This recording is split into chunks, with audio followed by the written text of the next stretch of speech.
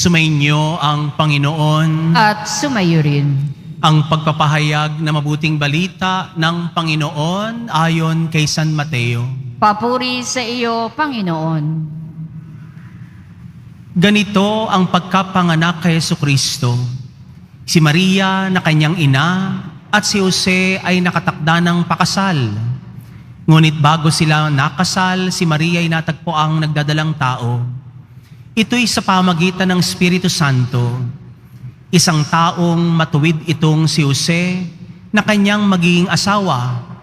Ngunit ayaw niyang mapahiya si Maria, kaya ipinasya niyang hiwalayan ito ng lihim. Samantalang iniisip ni Jose ito, napakita sa kanya sa panaginip ang isang anghel ng Panginoon. Sabi nito sa kanya, "Jose, anak ni David, huwag kang matakot na tuluyang pakasalan si Maria, sapagkat siya'y naglihi sa pamagitan ng Espiritu Santo. Manganganak siya ng isang lalaki, at ito'y pangalanan mong Jesus, sapagkat siya ang magliligtas sa kanyang bayan sa kanilang mga kasalanan." Nangyari ang lahat ng ito upang matupad ang sinabi ng Panginoon sa pamagitan ng propeta. Maglilihi ang isang dalaga at manganganak ng isang lalaki, at tatawagin itong Emmanuel. Ang kahulugay, kasama natin ang Diyos. Mga kapatid ko, ang mabuting balita ng ating kaligtasan. Pinupuri ka namin, Panginoong Hesu Kristo. Magsiupo ang lahat. Magandang hapon po sa inyong lahat. Sa araw na ito na inaalaala natin ang kapanganakan kay Mariang ina ng Diyos at ina ng natin, para din nating inaalaala kung paano nagsimula ang balak ng Diyos sa katauhan, kung paano nagwagi ang Panginoon sa kanyang plano para sa tao, nang si Maria ay unang nagsabi ng, "Opo, Panginoon, maganap nawa sa akin ayon sa iyong sinabi." At sa pamagitan nito'y nagsimula na ang kwento ng pagsilang ng kanyang anak na si Jesus. Diba't sa pagbukas natin ng September, para nating iniisip agad na malapit ng magpasko, ito'y dahil sa ating mahal na ina na nakiisa at nakibahagi sa malaking plano ng Diyos sa kasaysayan ng tao, ang pagliligtas sa buong mundo. Kaya palakpakan natin ang mahal na ina nang nagdiriwang ng kanyang kaarawan sa araw na ito. Minamahal ko mga kapatid, alam naman natin na ang una nating magulang nung siya'y malikha sa mundong ito, sila ay nagkulang, sila ay nagkasala sa Diyos. At dahil dito, nagkaroon ng kasalanan ng ating buhay. Nagkaroon ng pinsala sa sangkatauhan dahil sa maling pagpili o ang hindi pagsunod ng mga unang tao. Pero nung dumating si Maria, siya ay inihanda ng Panginoon. Bago pa man siya ilagay sa sinipupunan ng kanyang mga magulang na si Ana at ganon din ni Joaquin, siya'y hinirang na ng Diyos na maging ina. Siya ay bukod tanging babaeng pinagpala. Siya ay kinilugdan ng Diyos. At ito ang sinabi sa kanya ng anghel.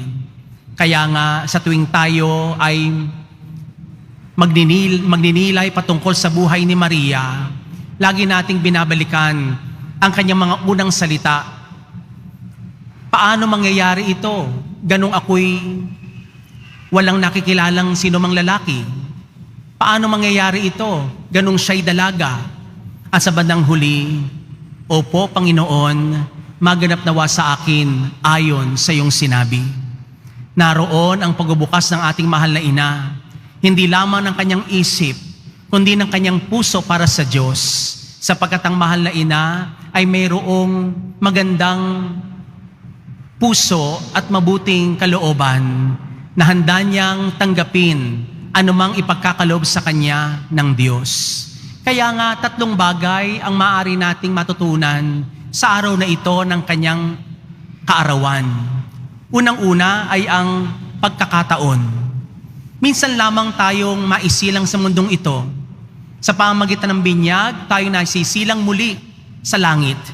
Binibigyan tayo ng pagkakataon na matakasan ng ating kamatayan at ang ating minanang kasalanan.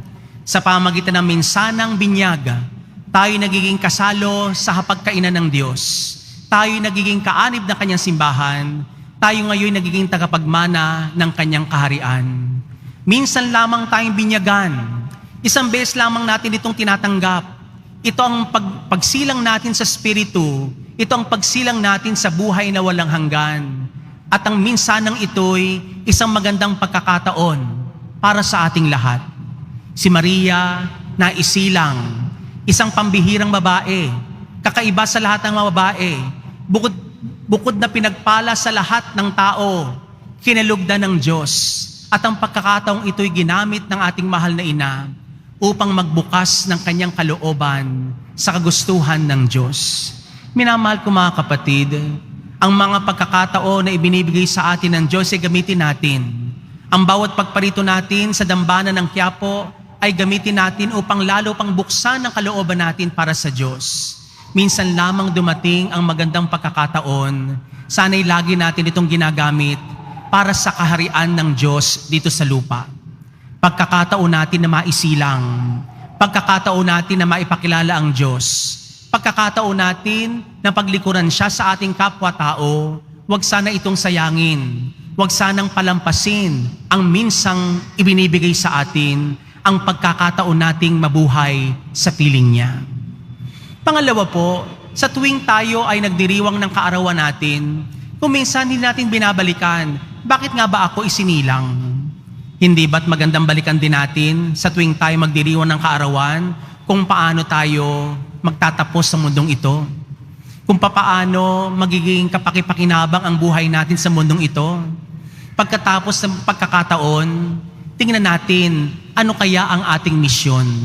Si Maria, sa umpisa pa lamang, naunawaan niya agad.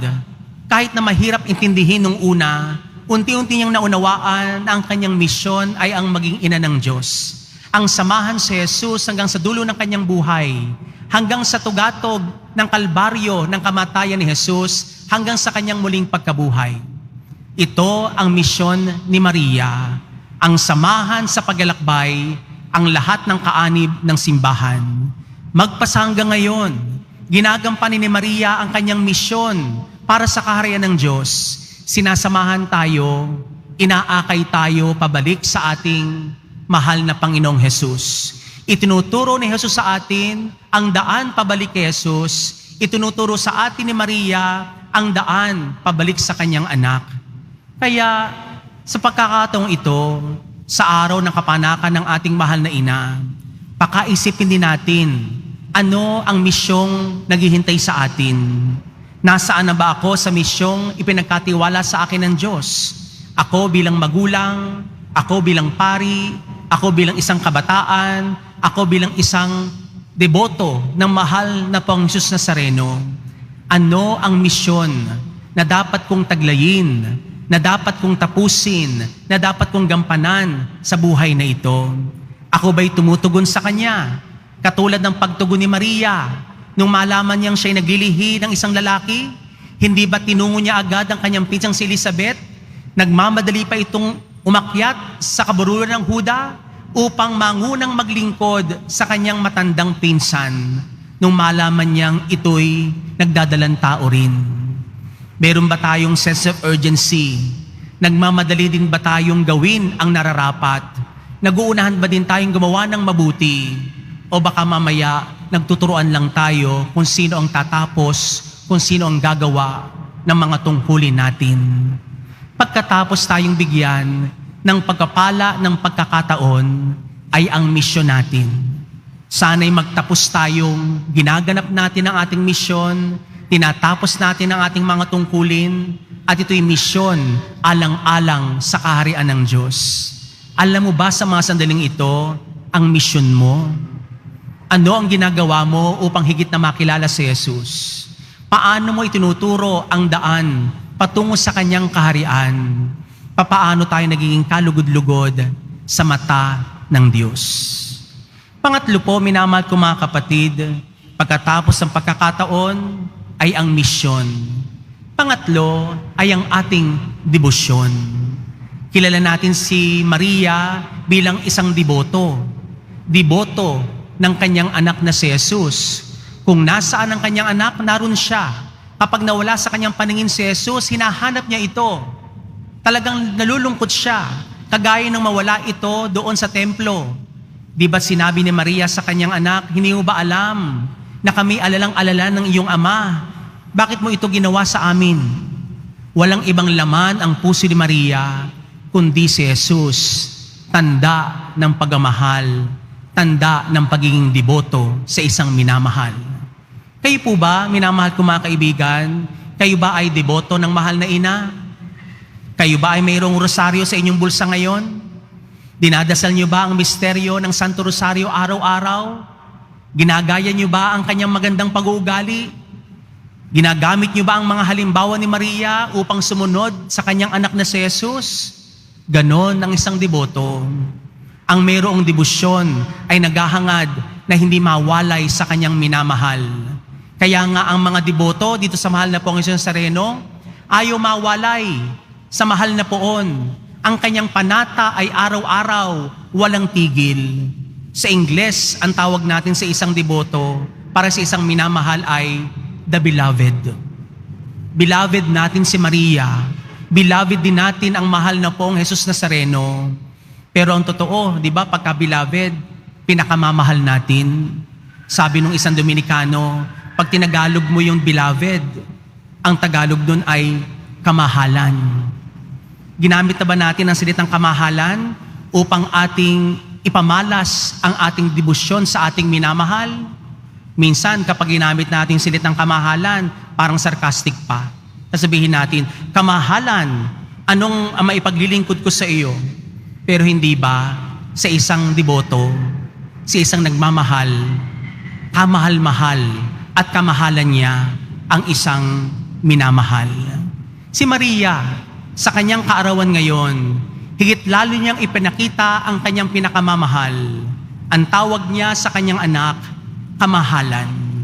Hindi lamang dahil sa anak niya ito, kundi ito'y kaniyang Diyos at Diyos din natin. Ang mahal na Poong Hesus Nazareno, kamahalan. Deboto tayo ng mahal na Poong Hesus Nazareno, pataasin natin at paigtingin ang ating debosyon sa kanyang pag-ibig. Sa araw na ito ng kaarawan ni Maria, wala siyang hilingin sa atin, kundi ang buong pagmamahal para sa kanyang anak. Gamitin mo ang pagkakataon ngayon upang ipamalas ang iyong pagmamahal kay Jesus. Tingnan mo ang iyong misyon kung ito'y kalugod-lugod sa mata ng Diyos. Gawin mong maigting at matatag ang iyong debosyon upang makasama mo si Jesus habang buhay, buong buhay. Muli, sa ating mahal na ina, maligayang kaarawan, lagi mo kaming ipagdasal. Amen.